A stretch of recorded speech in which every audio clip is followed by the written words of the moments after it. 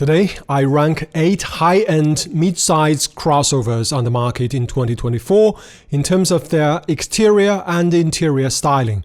By high-end, I mean the so-called luxury crossovers with at least 6 cylinders. Mid-size crossovers are unibody, SUV-like vehicles with a total length of around 4.9 to 5 meters.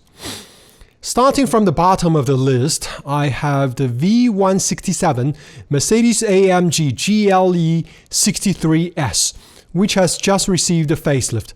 As it is with all Mercedes crossovers, this vehicle is as bland and as forgettable as can be. It is busily styled with dozens of character lines, giant logos, and heavy application of plastic, quote-unquote, chrome trim pieces. However, it lacks elegance, beauty, and presence. Non-AMG models are more sedate, but even more bland. Inside, the large display dominates the cabin, and it is surrounded by plastic trim pieces and air vents that again lack elegance or luxury feel. I have no doubt that in 10 years, virtually no one will be looking at it on the used market, and it will run into the junkyard sooner than many much older vehicles due to its insane mechanical complexity and poor styling.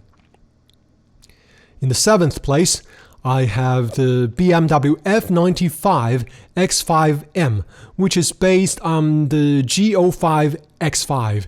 This vehicle suffers from the same design issues of the GLE, though its more upright stance gives it more athleticism and presence, which warrants a higher place.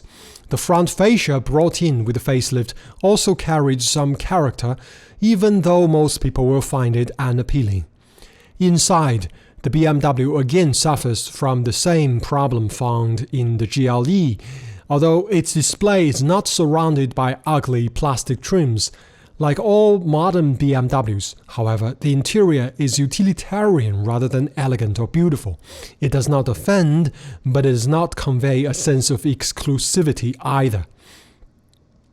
In the 6th place, I have the facelifted Porsche Cayenne GTS, which saw the return of the V8. Thanks to the GTS body kit, this Cayenne is appreciably more handsome and athletic than its siblings. Nothing really offends on the outside, but that is also where the problem lies. The car is again very bland. It may as well be a Renault or Citroën, and indeed, if one squints a little, it is indistinguishable from dozens of other mid-size crossovers. Inside, however, the Cayenne GTS is a much nicer place to be than the GLE and the X5M. The cabin wraps the driver better, and the display is better integrated into the dashboard. In all likelihood, in 10 years there will be enthusiasts looking at it fondly on the used market, for it is an overall compelling car with a rather good V8. In the 5th place, I have the decidedly more comfort-oriented Genesis GV80. While it may not be as luxurious or as sporty as others on this list, the car's styling is very elegant, which echoes with its priority in comfort and cruising. It is arguably the best family mid-size crossover on this list. Notably, Genesis has applied fewer styling lines that actually make each of them stand out more. Its shield-shaped front grille, while large, is not overbearing. Inside, the GV80 also suffers from the large display syndrome, although the cabin is otherwise airy and spacious, unlike some of the German offerings on this list. The two displays are also well integrated into the driver's field of view. Its simple, modern interior has a good blend of elegance and tech, too. In the 4th place, I have the facelifted Audi RS Q8. While German cars, especially Audis, are usually bland and uninspiring, the Q8 has been a break in that tradition. The refreshed RS Q8 is the most aggressive of the bunch, although the SQ8 is not far behind. It has a somewhat futuristic exterior design that, while not beautiful or elegant, is certainly interesting and athletic. Inside, The car's touch-centered display galore is still well integrated into the dashboard and the center console. Even though usability has suffered, the interior is coherent and again futuristic.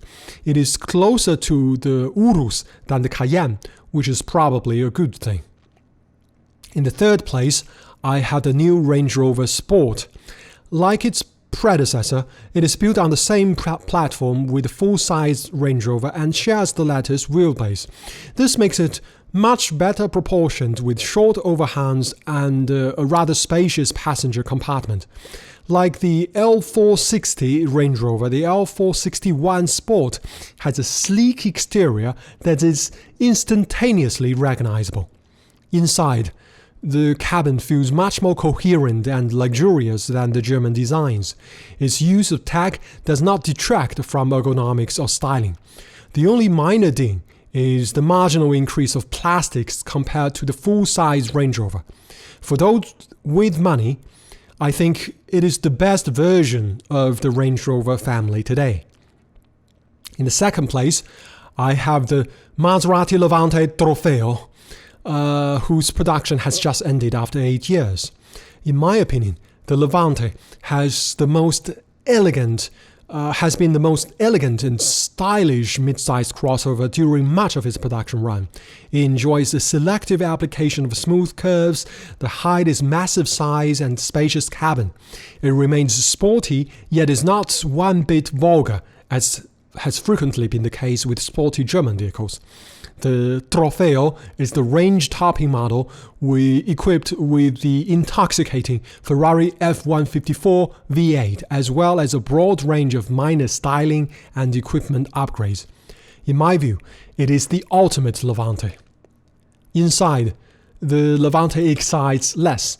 Its cabin is well appointed with leather everywhere, but its switches and the infotainment system are taken largely from Stellantis. Nevertheless, it has mechanical gauges that are much more useful than the ugly displays found in German cars. Topping this list is the Ferrari Purosangue, the first crossover and the first four-door in Ferrari history. The Purosangue is groundbreaking in its design. It is the most sport car-like crossover in production today, yet it offers an amount of utility and space never before found in a Ferrari. Theoretically based on the platform of the Ferrari Roma, the car is both futuristic and elegant. Its shooting brake-like profile is exceptionally well executed to blend sportiness with style. These are lessons that the Germans can never learn. While its relatively low roofline is a compromise, it is a compromise the Ferrari owners no doubt would take. Inside, things are also looking great. In fact, this is the most comfortable cabin that Ferrari has ever made.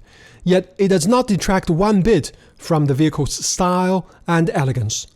While the full display interior of the Roma looked like an unfinished product, the version in the Purosangue is perhaps the best full display interior on the market today.